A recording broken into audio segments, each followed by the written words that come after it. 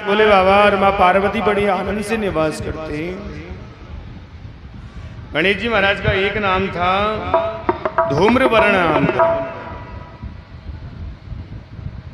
एक बार सूर्य देवता निवास करते और सूर्य देवता के छींकने से एक दैत्य की उत्पत्ति हुई जिसका नाम था अहम नाम का राक्षस। अहम किसको कहते हैं? अपने अंदर गुमान पैदा करना, अहंकार पैदा करना अहम है। यदि मन के अंदर अहंकार आ गया तो अहम नाम के दैत्य को जन्म दे दिया। अहम क्या करता? अपनी माता के पास चला जाता और माता से दीक्षा लेने लगा, सबको दुखी करने लगा। तो देवताओं ने गणेश जी महाराज के पास पहुंचे तो गणेश जी महाराज ने क्या किया? एक धुएं का रूप लिया। जब धुआं निकलती है तो धुएं के रूप में धूम्रवर्ण लेकर गणेश जी महाराज ने उस दैत्य का वध कर दिया। इसलिए गणेश जी महाराज का नाम धूम्रवर्ण पड़ा।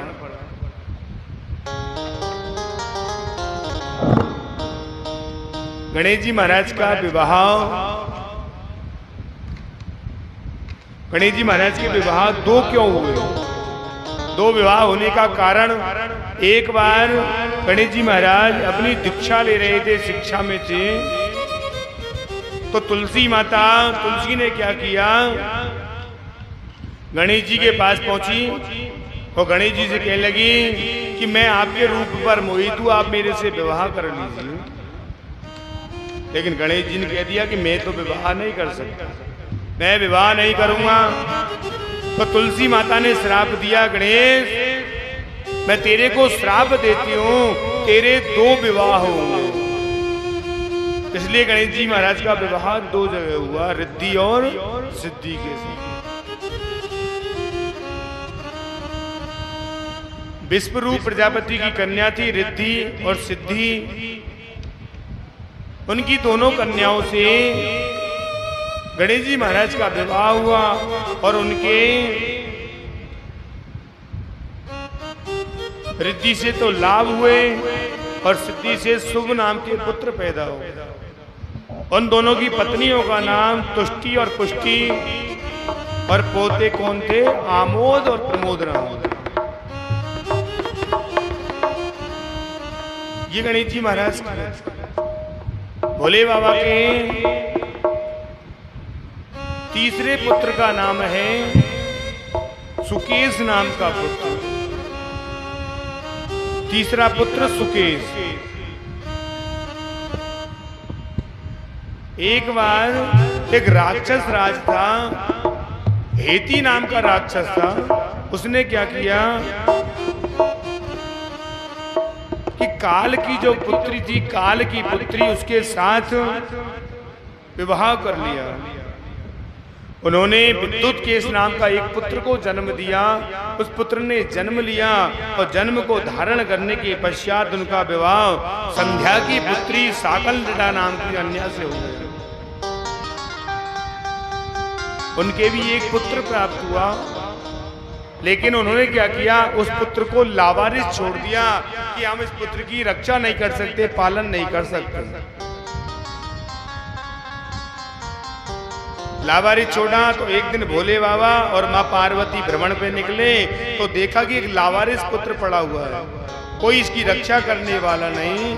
तो बाबा भोलेनाथ और माँ पार्वती ने उस पुत्र का पालन किया, उसको पालन पोषण किया। भोले बाबा ने उनका नाम रखा सुकेश नाम का पुत्र।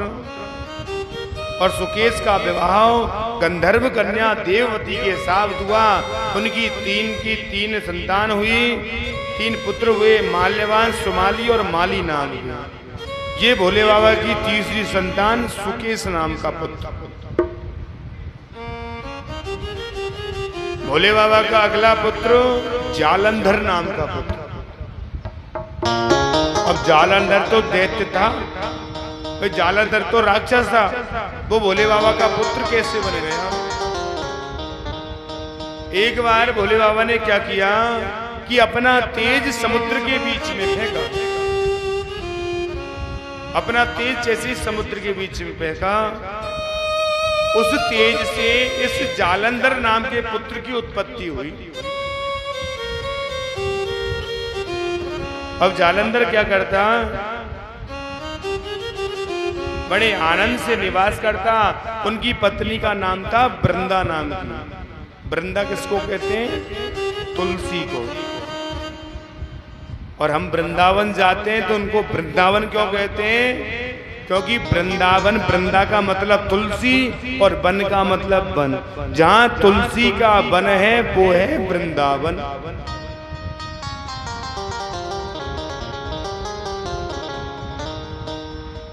तो जालंधर ने विचार किया कि मैं सारी राज्य लक्ष्मी, ये विष्णु की लक्ष्मी, धन संपत्ति, सारे स्वर्ग को मैं हरण कर लेता हूं, इसको मैं ले लूं। अब जालंधर सबको दुखी करता, देवताओं को, सभी देवी देवताओं को दुखी करने लगा। सभी दुखी हो गए। सभी देवता भगवान विष्णु के पास पहुंचे कि हमारी रक्षा करो। तो भगवान ने क्या किया? विचार किया कि ये कब मर सकता है? जब वृंदा अपने पतिव्रत धर्म को तोड़ दे तो जालंधर की मृत्यु हो सकती है।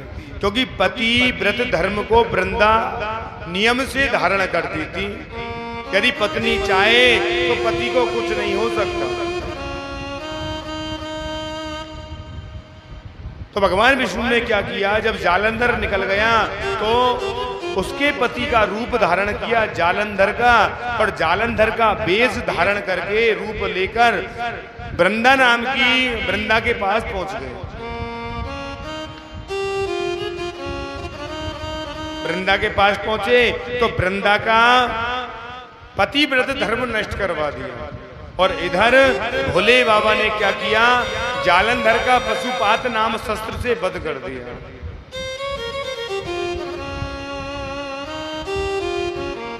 वृंदा को जब मालूम चला, वृंदा को जब पता चला तो उसने क्या किया? आत्मदाह कर लिया, अपने आप स्वतः ही मर गई। लेकिन वृंदा ने भोलेनाथ को श्राप दिया, बाबा मैं अगला जन्म तुलसी का वृक्ष लेकर जन्म लूंगी और मैं तुझको श्राप देती हूं कि मेरे पत्ते तेरे पर कभी नहीं चढ़ सकते। जब मां सती ने, जब मां वृंदा ने आत्मदाह किया तो उनकी राख की डेरी पर एक वृक्ष तैयार हुआ, तुलसी का पौधा। और भगवान विष्णु ने आशीर्वाद दे दिया कि मेरे भोग में सबसे पहले तुलसी डलेगी तो मैं भोग समर्पित करूंगा, मैं तो भोग नहीं लेंगी। क्योंकि भगवान विष्णु के लिए तुलसी अति प्रिय है। पांचवा पुत्र अयप्पा नाम का पुत्र, भोलेनाथ का पांचवा पुत्र है अयप्पा। इस पुत्र ने कब जन्म धारण किया? जब एक बार भगवान विष्णु ने जब मोहिनी अवतार धारण किया दैत्यों को छलने के लिए, तो बाबा भोलेनाथ को पता चला कि भगवान ने मोहिनी रूप लिया है। तो भोलेनाथ पीछे पड़ गए, बाबा बाबा मुझको मोहिनी रूप दिखाओ, मैं भी मोहिनी रूप देखना चाहता हूँ। तो बाबा से भोले भगवान कहने लगे, बाबा आपको क्या काम है? ये तो मैंने दैत्यों को छलने के लिए किया है। तो बाबा दुखी हो गए, उदास हो गए, बाबा जाने लगे। तो भगवान ने क्या किया? मोहिनी रूप लेकर बाबा भोलेनाथ के सामने पहुंचे। तो बाबा भोलेनाथ मोहिनी रूप को देखकर मोहित हो गए और नंदी से कहने लगे, नंदी आप चलो कैलाश पर्वत पर, मैं आता हूं। और बाबा भोलेनाथ उस मोहिनी रूप के पीछे पीछे भागने लगे। कैलाश पर्वत सब जगह, जंगल पहाड़ों में घूमने लगे। घूमते घूमते बाबा भोलेनाथ का वीर स्खलित हुआ तो उस पुत्र का, एक पुत्र का जन्म हुआ जिसका नाम था अयप्पा नाम का पुत्र।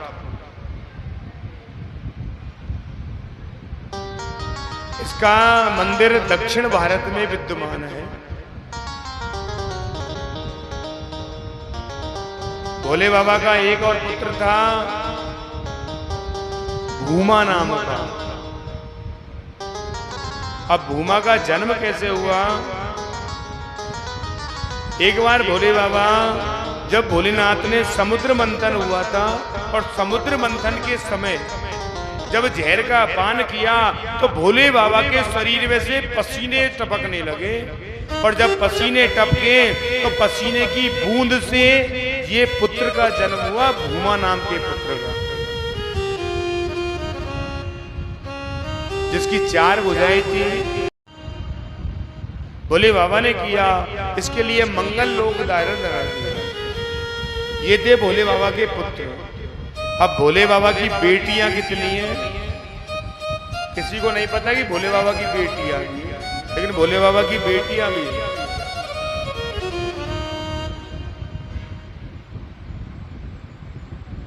भोले बाबा की बेटियां थी 5। एक बेटी और है छठी, उसके भी बारे में बताएंगे, लेकिन 5 बेटियां कैसे आई? सबसे पहले एक बार बाबा भोलेनाथ ने, शिवपुराण में एक लेख आता है कि जो नागों की देवी है मनसा नाम की देवी, एक बार बाबा भोलेनाथ और मां पार्वती जल क्रीड़ा कर रहे थे, और जल क्रीड़ा करते हुए बाबा भोलेनाथ का वीर्य स्खलित हो गया,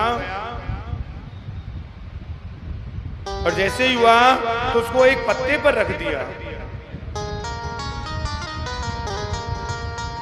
पत्ते पे रखा तो उससे 5 कन्याओं का जन्म हुआ, लेकिन वो कन्याएं नाग कन्याएं थी। उन्होंने मनुष्य का रूप तो लिया नहीं, वो नाग कन्याएं बन गए। जय हो। कूलर ज्यादा लग रहे हैं, जय तो बोल लो, गर्मी है ही नहीं अब तो। जैसे ही उन कन्याओं का नाम था मनसा नाम की, जया नाम की, देव, दोतली और सामिलवारी नाम की कन्याएं थी। और भोले बाबा की एक कन्या और थी अशोक सुंदरी, लेकिन ना तो भोले बाबा की मां पार्वती के गर्भ से जन्म लिया उसने, तो अशोक सुंदरी का जन्म कैसे हुआ? एक बार भोले बाबा और मां पार्वती बड़े आनंद से निवास कर रहे थे, लेकिन भोले बाबा ने क्या किया, कैलाश पर्वत पर अपने ध्यान को भजन करने बैठ जाते।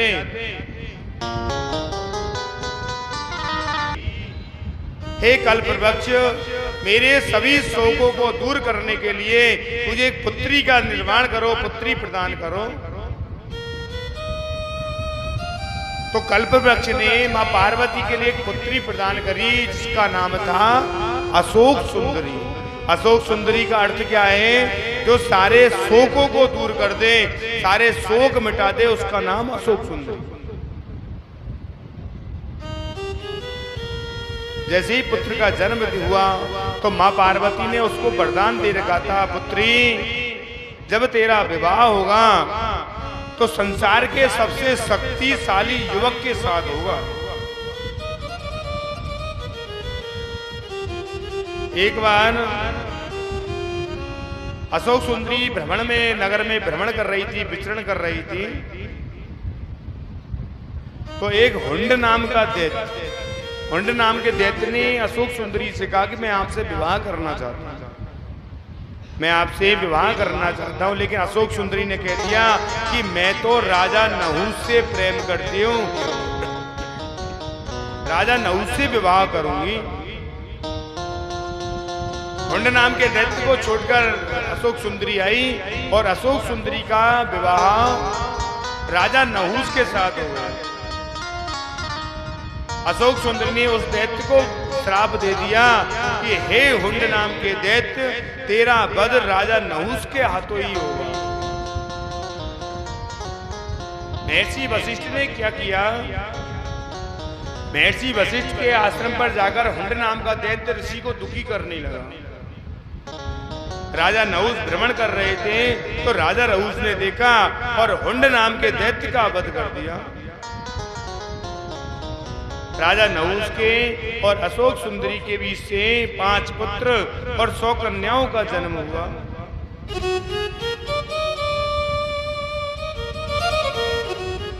जो सारे शोकों को दूर करे उसको अशोक सुंदरी कहा जाता है। शिवलिंग के अंदर अशोक सुंदरी का स्थान दिया गया है।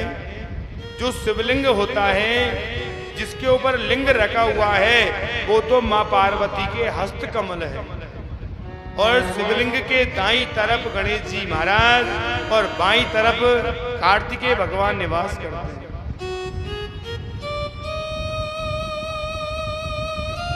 बीच में जलहरी में अशोक सुंदरी का स्थान है, और शिवलिंग के ऊपर हम पात्र लगाते हैं जल निकलने के लिए, अभिषेक के लिए। वो अमोद प्रमोद सारा परिवार इस शिवलिंग के अंदर छुपा हुआ है। शिव परिवार चाहे ना हो, कहीं नहीं हो, तो अपन घर में भी शिवलिंग की पूजा करके सारे परिवार की पूजा कर सकते हैं। एक बार मां पार्वती ने कहा, बाबा मेरी एक इच्छा है। बोल देवी कि मेरी इच्छा ये है कि मैं किसी ब्राह्मण को भोजन कराना चाहती हूँ, कि मैं कोई ब्राह्मण को जिमाऊं। तो भोले बाबा ने कही, देवी ब्राह्मण को तो जिमा दे, लेकिन यह मऊ कला के ब्राह्मण ज्यादा भोजन करते हैं। नहीं, मैं तो भोजन कराऊंगी। बाबा कही, और बाबा तो चले गए भजन करने, राम राम राम राम। और उधर से क्या हुआ, अगस्त मुनि आ गए। अगस्त मुनि आए,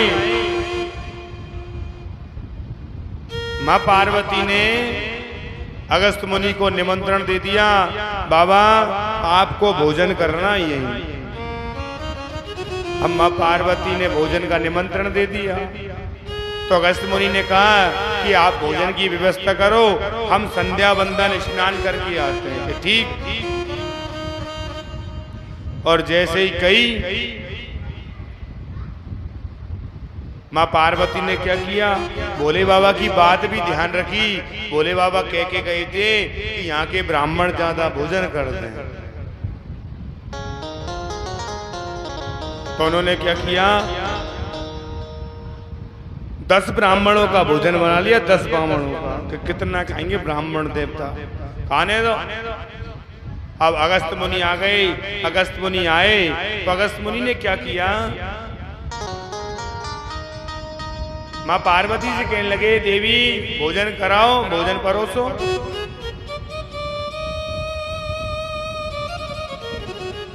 मां पार्वती ने भोजन की थाली लगाई, 4-4, 5-5 पूड़ी परोस दी।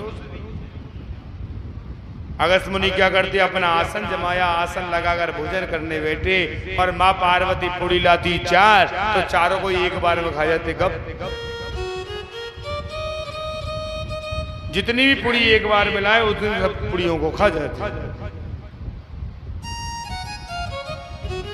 अब मां पार्वती बार बार भगोने को हटा कर देख रही, कितनी पूड़ी और बच गई, कितनी पूड़ी और रह रही है इसमें।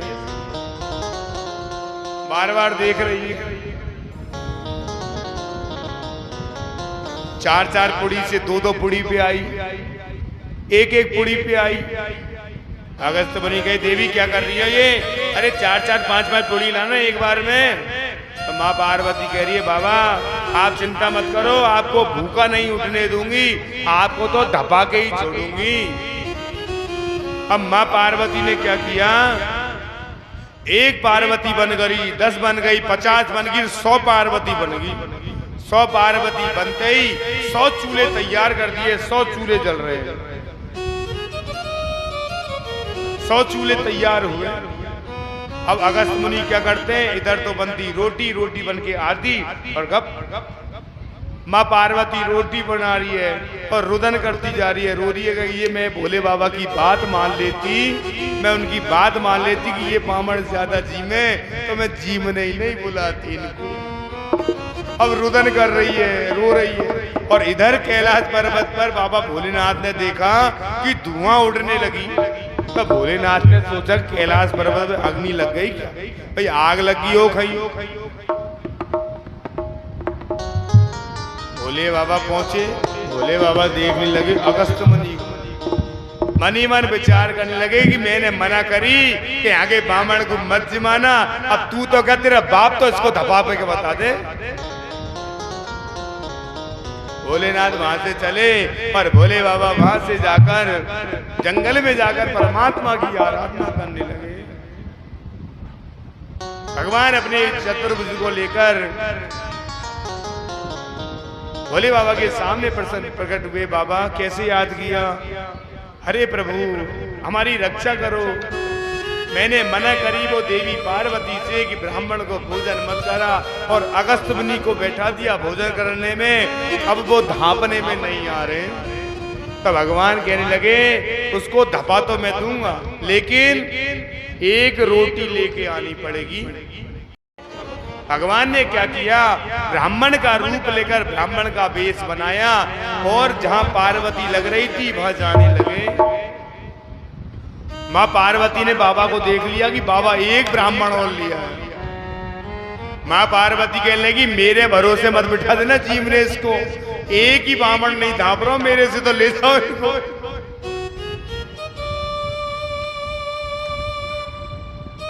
भोले बाबा ने मां पार्वती के कूके कैसे भी करके एक रोटी लेके आए और रोटी को भगवान ने अपने हाथ में रखा और हाथ में रखकर कहने लगे अहम तृप्तोस्मि तो विश्वम तृप्यताम, यदि मैं धाप जाऊं तो सारा संसार धाप जाना चाहिए। अगस्त नाम के मुनि को डकार आ गई, देवी अब मतलब अब मैं धाप गया, अब पानी पिला दे, जल का पान करा दे। तो भोले बाबा आए, मुनिवर ऋषिवर आप एक काम करना, जब भगवान कृष्ण अवतार धारण करेंगे और जब गोवर्धन पर्वत को 7 दिन तक चिंगली उंगली में धारण करेंगे, तब इंद्रदेव 7 दिन तक मूसलाधार वर्षा होगी, तो उस जल को आप प्रभु पान कर लेना। उस जल को अगस्त मुनि ने पान किया।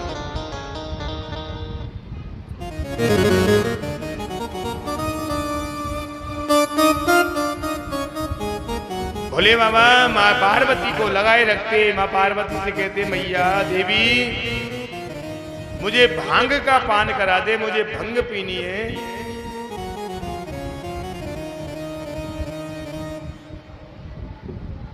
माँ पार्वती दुखी हो जाती, सुबह उठते ही भांग, शाम उठते ही भांग। माँ पार्वती कहने लगी बाबा मुझसे तो ये भांग नहीं घोटी जाती, मैं ये भांग नहीं घोट सकती आपकी। भोला भंग तिहारी मैं घोटत घोटत हारी, मुझ पे ना घोटी जाए, वो तेरी एक दिना की होए तो घोटू रोज न घोटी जाए। अरे भोला भंग तिहारी जय भोले।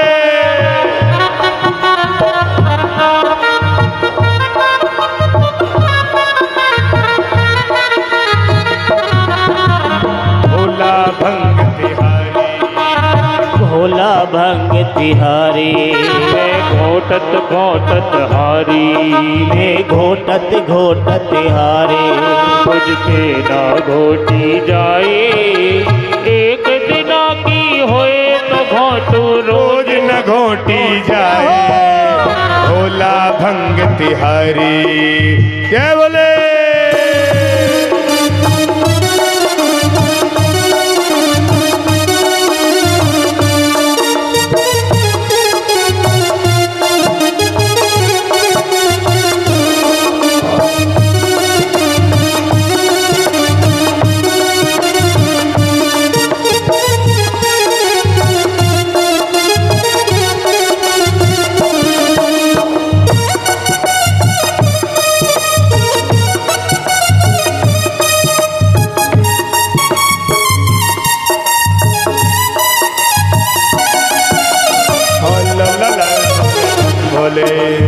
बम भोले बम भोले बम भोले बम भोले बम भोले बम भोले बम भोले बम भोले बम भोले।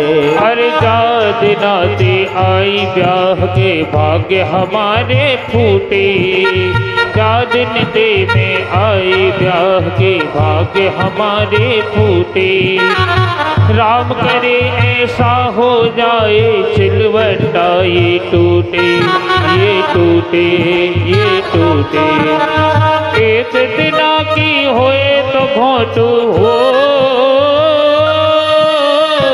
एक दिना की होए तो घोटू रोज न घोटी जाए। भोला भंग तिहारी इति घोंटत घोंटत हरी, भोला भंग तिहारी मैं घोटत घोटत हरी।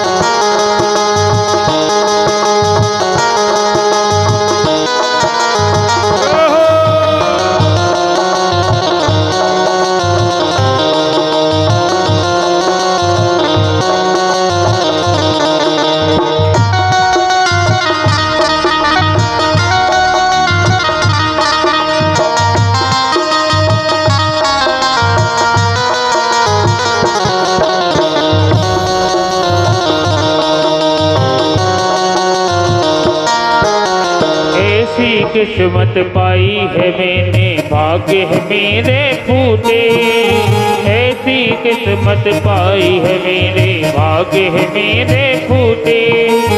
एक तरफ है चकला वेलन एक तरफ सिलवट्टे सिलवट्टे सिलवट्टे। किसत किसत में हार गई रे, किसत किसत में हार गई।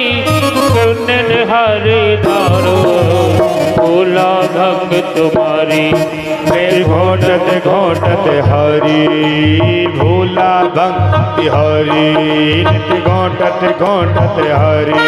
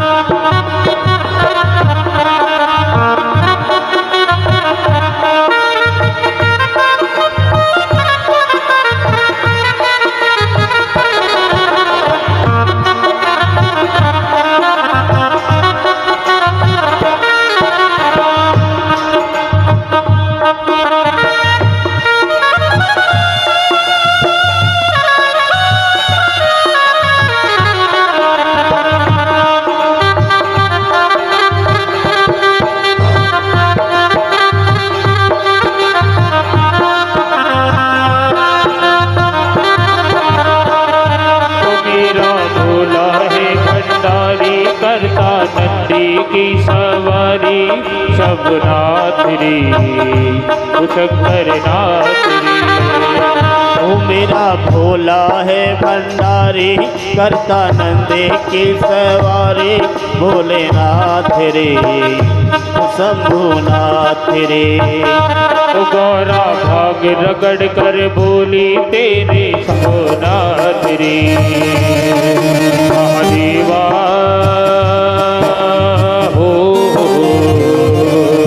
महादेवा तेरा डम डम डमरू बाजरे हो। आइए सभी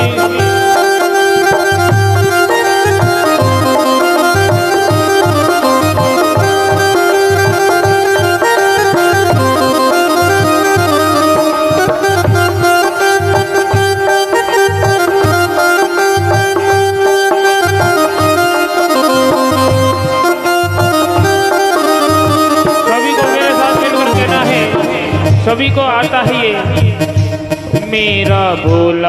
भंडारी करता नंदी की सवारी। शंभुनाथ रे ओ शंभुनाथ रे। वो मेरा भोला है भंडारी करता नंदी की सवारी। भोलेनाथ रे ओ शंभुनाथ रे। ओ भोलेनाथ रे ओ शंभुनाथ रे। ओ भोलेनाथ रे ओ शंभुनाथ रे।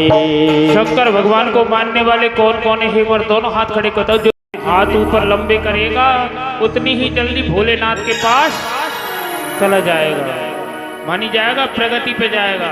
और दोनों हाथ खड़े कर दो। ओम नमः शिवाय बोलो, ओम नमः शिवाय, ओम नमः शिवाय बोलो, ओम नमः शिवाय। ओम नमः शिवाय भोले, ओम नमः शिवाय। ओम नमः शिवाय बोलो, ओम नमः शिवाय, ओम नमः शिवाय बोलो, ओम नमः शिवाय। ओम नमः शिवाय बोलो, ओम नमः शिवाय। ओम नमः शिवाय बोलो, ओम नमः शिवाय। ओम नमः शिवाय बोलो, ओम नमः शिवाय, ओम नमः शिवाय बोलो। भोलेनाथ की जय, नाथ की जय, नाथ की जय। बोलिए शंकर भगवान की। श्री शिवाय नमस्तुभ्य। सेठ जी ने विचार किया ये तो समस्या घोर आ गई अपने पास। भाई घोर समस्या विकट ले ली मोल। अब क्या करें? अब सेठ जी को एक दिन हो गए, 2 दिन हो गए, 3 दिन हो गए भूखे मरते मरते, लेकिन ना तो ब्राह्मण मिले ना कोई संत बाबा मिले। तो सेठ जी ने विचार किया कि ये तो बहुत कठिन समस्या है। अब क्या किया जाए? एक काम करें, अपन तो हलवाई के पास चले और हलवाई के पास जाएं और वहां शक्कर के 3 बाबा जी बनवा लाएं। भाई बाबा जी बनवा लाओ 3 शक्कर के, इनको ही भोजन कराएंगे और अपन भोजन करेंगे। अब सेठ जी महाराज सेठानी से बात कर रहे और सेठानी जी, सेठ जी का पुत्र भी वहीं बैठा था, सुन रहा था। तो शक्कर के बाबा जी बन रहे। अब सेठ जी महाराज वहां से निकले और हलवाई के पास पहुंचे कि ऐसा करो 3 शक्कर के बाबा जी बना। शक्कर के बाबा जी का निमंत्रण है कि बना देना। अब शक्कर के बाबा जी को बनवा के लाए और पूजा की आलवारी में रख दी और सेठानी से कही कि मैं आऊं, कुछ सामान लिया हूं, भोजन बनाएंगे तो व्यवस्था करेंगे। अब सेठ जी जा रहे बेचारे, तो रास्ते में क्यों न हुए भगवान की कृपा कि 3 महात्मा साक्षात ही सामने आ गए।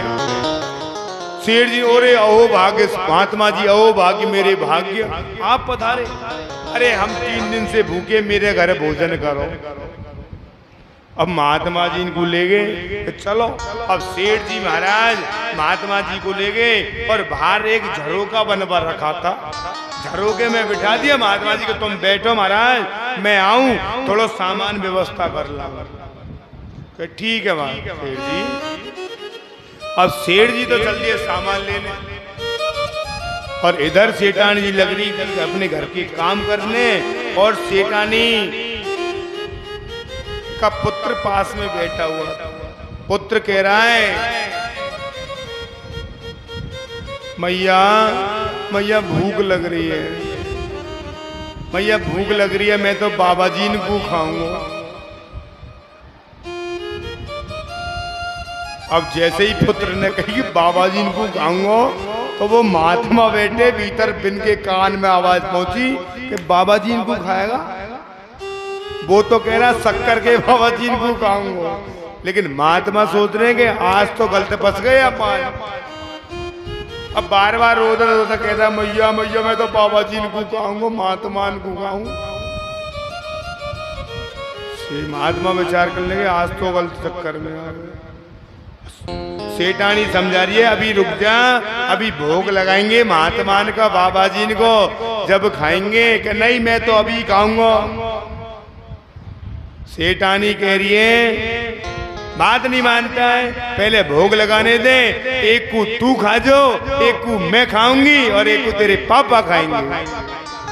महात्मा जी ने सोची कि तीन ही तो महात्मा और तीन कोई कावे की व्यवस्था कर रखी है आज तो। महात्मा जी वहां से भागने लगे, महल को छोड़ के झरोका में सिकले। इधर से सेठ जी ने सोचा कि महात्मा जी भाग रहे।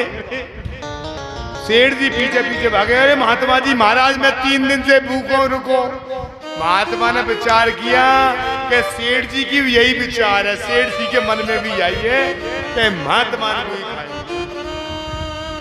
अब सेठ जी पीछे पीछे, महात्मा जी आगे आगे। महात्मा जी दौड़ लगाने लगे तो परमात्मा सामने प्रकट हो गए। भगवान के चरणों में महात्मा कर गए, प्रभु हमारी रक्षा करो, ये सेठ जी से बचाओ।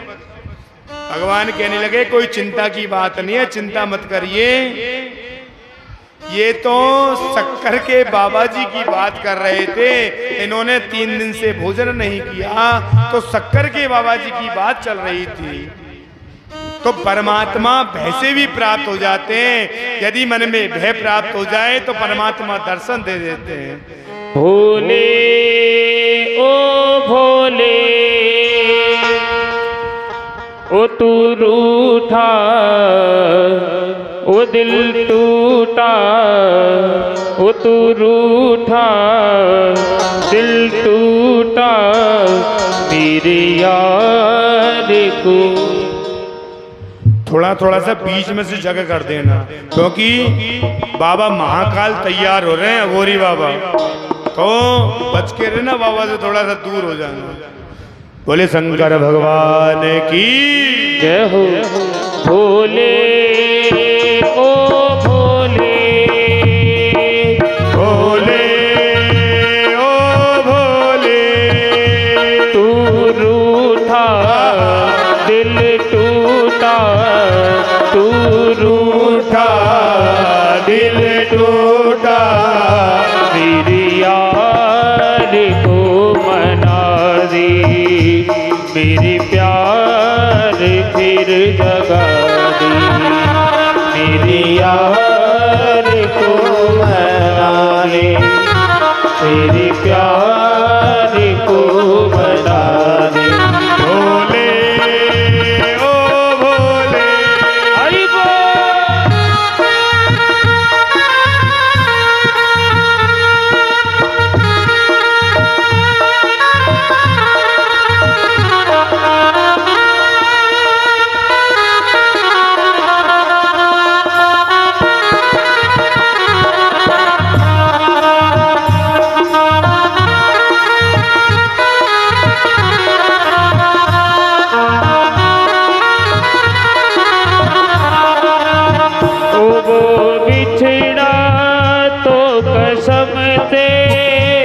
फिर मैं ना जी सकूंगा, वो बिछड़ा तो जन्म दे, फिर मैं ना जी सकूंगा, मेरे भोले तेरे जैसे मैं जहर पी ना सकूंगा।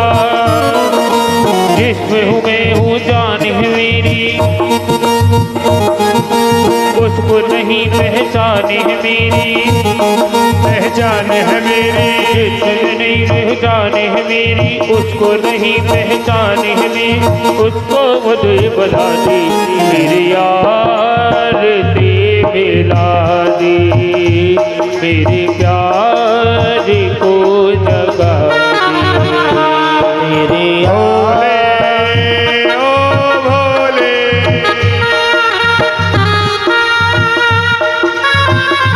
जय भोले।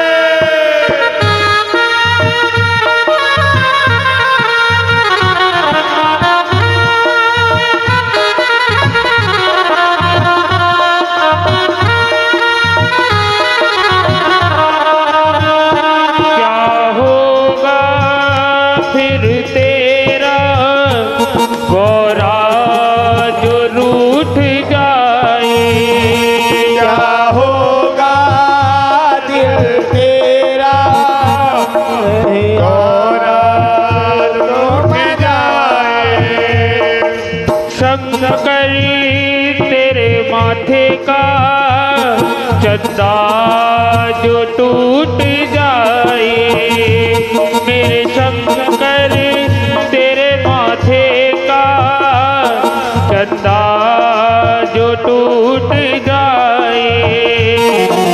डम डम डमरू डमरू नवाजे, फिर तू नाचे, डम डम डम डमरू बाजे, बम बम बम फिर तू नाच, याद अगर ना माने। दोनों हाथ ऊपर खड़े करते हुए, मेरे याद को बना रे, मेरे प्यार को जगा दे, मेरे यार को मनाने, मेरे प्यार को मना।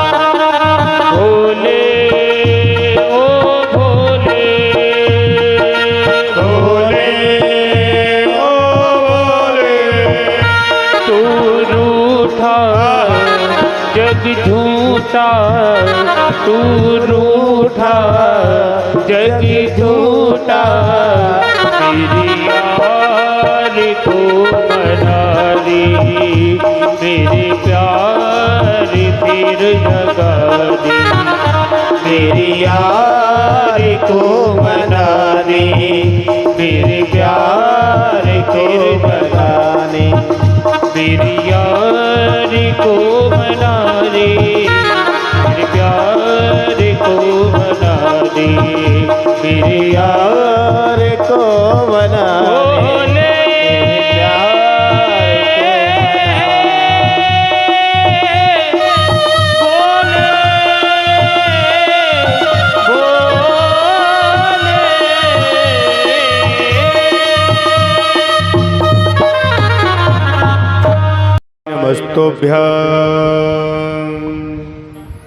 इसलिए परमात्मा का भजन, परमात्मा का संकीर्तन करते रहना चाहिए, निष्काम भावना की भक्ति को लेकर।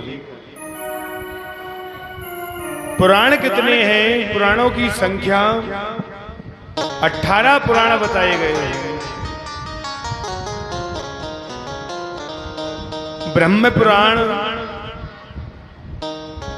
ब्रह्म पुराण को ही आदि पुराण कहा जाता है। इसके अंदर 12,000 श्लोक बताए गए हैं। दूसरा पद्म पुराण, इसके अंदर 48,000 श्लोक हैं। विष्णु पुराण, इसके अंदर 24,000 श्लोक बताए गए। वायु पुराण, वायु पुराण को ही शिव पुराण कहा जाता है। शिव महापुराण वायु पुराण को कहा जाता है। भागवत पुराण, उसके अंदर 18,000 श्लोक हैं। नारद पुराण, उसके अंदर 18,000 श्लोक हैं। मार्कंडेय पुराण, उसके अंदर 7,000 श्लोक हैं। अग्नि पुराण, इसके अंदर 11,500 श्लोक हैं। भविष्य पुराण, इसमें 15,000 श्लोक हैं। ब्रह्म वैवर्त पुराण, इसके अंदर 18,000 श्लोक बताए गए हैं। लिंग पुराण, लिंग पुराण के अंदर सर्वत्र लिंग की उपासना बताई गई है। सारी भोलेनाथ की महिमा लिंग पुराण के अंदर बताई गई है। इसमें 11,000 श्लोक हैं। बराह पुराण, इसमें 24,000 श्लोक है। इसके अंदर बराह अवतार की कथाओं का वर्णन किया गया है।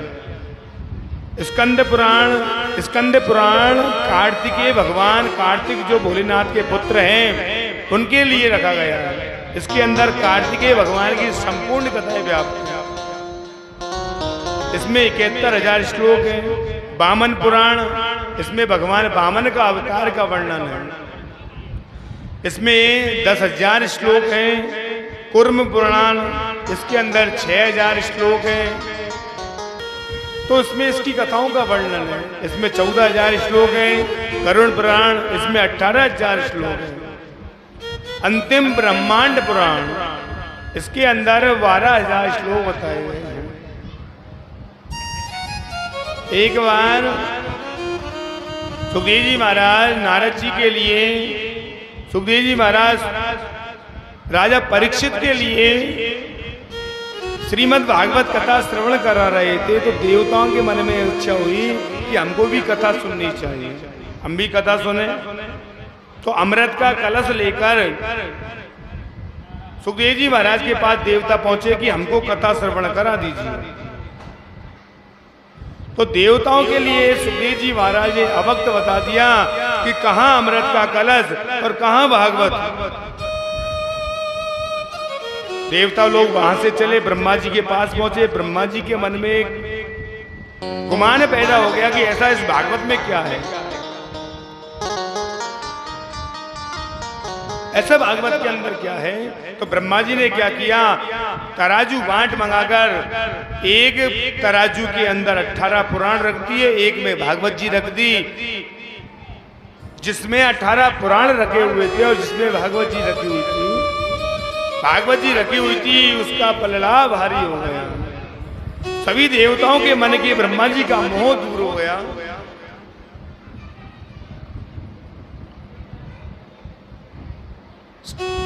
कावड़ की परंपरा कहां से प्रथा चालू हुई? कावड़ प्रथा चलती है, कावड़ की यात्रा निकलती है, कावड़िए चलते हैं, अपने कंधे पर कावड़ लेकर जब निकलते हैं। एक बार सर्वप्रथम कावड़ की प्रथा किसने चलाई? सर्वप्रथम परशुराम जी महाराज के द्वारा कावड़ की परंपरा प्रारंभ हुई। उन्होंने क्या किया, गढ़ मुक्तेश्वर नाम के धाम से गंगा जल लिया और यूपी के बागपत के पास पुरा महादेव पर जाकर उनका भोले बाबा का अभिषेक किया। गढ़ मुक्तेश्वर से पुरा महादेव शिवलिंग पर जाकर अभिषेक किया। मान्यता में ऐसी भी आती है कि सर्वप्रथम आनंद रामायण के अनुसार बताया है कि भगवान राम को भी पहले कावड़िया बताए जाते हैं। उन्होंने बिहार के सुल्तानगंज से जल लेकर देवघर स्थित बैद्यनाथ पर जाकर सहस्त्रगढ़ अभिषेक किया था। स्कंद पुराण के अनुसार बताया गया है कि सर्वप्रथम पहले कावड़िया है श्रवण कुमार। त्रेता युग में श्रवण कुमार ने क्या किया, अपने माता पिता को कंधे पर रखकर सारे ब्रह्मांड में, सारे पृथ्वी पर घुमाया, क्योंकि माता पिता की इच्छा थी कि हरिद्वार में गंगा स्नान करना चाहिए। माता पिता की आज्ञा को मानकर सारे हिंदुस्तान, सारे पृथ्वी पर उनको भ्रमण करा दिया।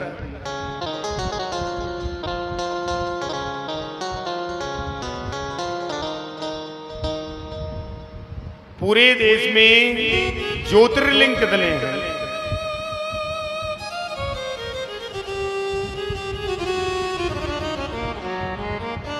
ये जो प्राणी सारे ज्योतिर्लिंगों का दर्शन कर लेते हैं, उनको शिवलोक की प्राप्ति हो जाती है। क्योंकि संसार में, देश के अंदर 12 ज्योतिर्लिंग है। सौराष्ट्रे सोमनाथम च श्रीशैले मल्लिकार्जुनम उज्जैनिनं महाकाल ओंकारं ममलेश्वर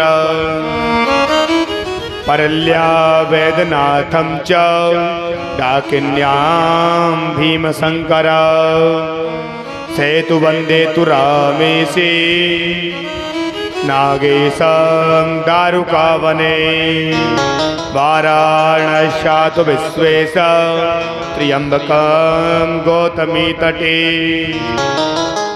हिमालये तु केदार कुस्मेशं च हिमालये एतानि ज्योतिर्लिंगानि सायं पातं पठन् नरे सप्त जन्म कृतं पाप स्मरणः विनश्यति। जो प्राणी प्रातः काल से लेकर प्रातः समय इन ज्योतिर्लिंगों का पाठ कर लेता है, और जो प्राणी संसार में जन्म लिया है वो समस्त ज्योतिर्लिंगों का दर्शन अवश्य करना चाहिए।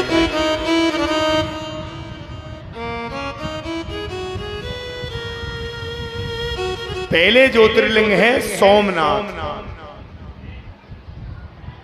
सोमनाथ ज्योतिर्लिंग कैसे स्थापित हुआ, ये कहां पर स्थापित है, कहां पर विराजमान है? ये ज्योतिर्लिंग गुजरात के सौराष्ट्र नाम के क्षेत्र में जूनागढ़ के पास बैरावल के समुद्र तट पर स्थित है। एक बार ब्रह्मा जी के पुत्र दक्ष प्रजापति ने क्या किया कि अपनी 27 कन्याओं का विवाह चंद्रमा के साथ किया, परंतु चंद्रदेव तो रोहिणी से प्रेम करते थे, रोहिणी को चाहते थे।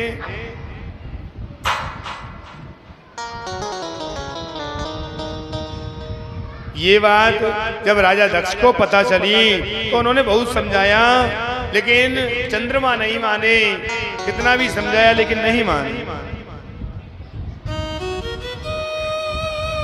तो राजा दक्ष ने चंद्रमा को श्राप दिया कि आपको 6 रोग होना चाहिए, 6 रोग पैदा हो जाए।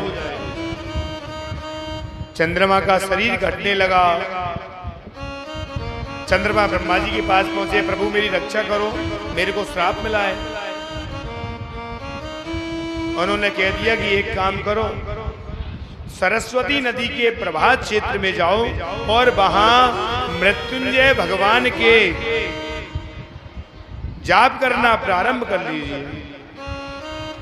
आपको 10 करोड़ महामृत्युंजय जप करने हैं और महा भोले बाबा और मां पार्वती प्रकट होंगे तो उनसे अमरता का वरदान प्राप्त कर लेना। उन्होंने वैसा ही किया और वहां चले और वहां जाकर महामृत्युंजय मंत्र का जाप करने लगे। जैसे ही जाप चल रहा था तो वहां सोम बरसने लगा। भोले बाबा प्रसन्न हुए। भोले बाबा उनके सामने आए और भोले बाबा ने चंद्रमा को आशीर्वाद दे दिया, अमरत्व कि आप अमर हो जाइए। और भोले बाबा ने स्वयं उस जगह ज्योतिर्लिंग स्थापित कर लिया जिसका नाम हुआ सोमनाथ। दूसरा ज्योतिर्लिंग मल्लिकार्जुन। अब मल्लिकार्जुन कौन सी जगह स्थापित है, किस कारण इनका स्थापना हुई? मल्लिकार्जुन कर्नाटक के कृष्णा जिले के अंदर मल्लिकार्जुन स्थापित है। एक बार भोले बाबा ने क्या किया, गणेश जी महाराज और कार्तिकेय दोनों को पृथ्वी की परिक्रमा के लिए बोल दिया कि आप दोनों परिक्रमा करने जाइए, और कह दिया कि जो पहले आएगा उसका विवाह कर दिया जाएगा। कार्तिकेय जी ने क्या किया, अपने मयूर वाहन पर बैठे और बैठकर चल दिए। गणेश जी ने विचार किया कि हमारे तो मूसक की सवारी, हम कैसे जाएंगे? तो उन्होंने क्या किया, अपने माता पिता की परिक्रमा साथ करके बाबा के साथ